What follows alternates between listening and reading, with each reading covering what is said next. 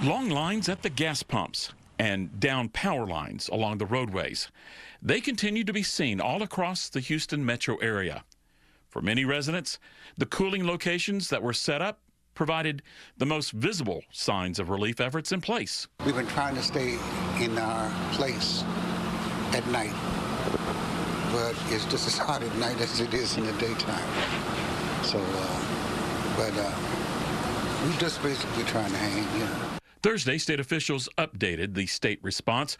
They said the main priority right now for emergency generators brought into town involved powering up hospitals, water plants, and keeping traffic lights working. TDM Chief Nim Kidd also hit back at President Joe Biden's statement that state leaders were hard to reach earlier this week. That, Biden claimed, slowed the release of federal aid to Texas. It embarrasses me and it saddens me to the point that this president has weaponized the federal government to enrage our citizens here to thinking that I am not doing my job and that our governor is not doing his job. And that's a lie. Fox 7's request to the White House for a response was not answered.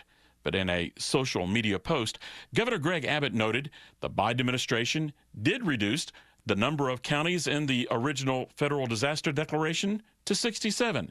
Down from 121. The governor, in my exclusive interview Wednesday, said this about President Biden. I know for an absolute 100% certainty, the only person who dropped the ball is Joe Biden by making up some bizarre lie.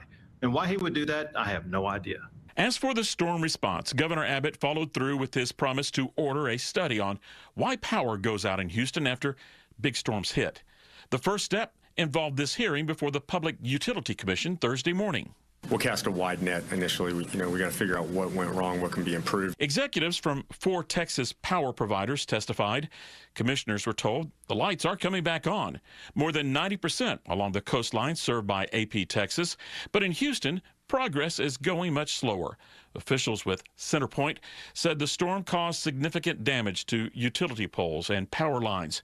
That limited the use of backup power generation units. So if this storm, which didn't happen this time, if this storm had caused significant transmission level damage and left substations without power, but circuits that could take power, that's when these 30 megawatt units could be used in a storm scenario.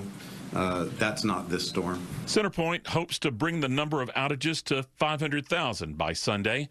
Lieutenant Governor Dan Patrick called that unacceptable. But right now, I want every person at CenterPoint to have one job. Get the power back on.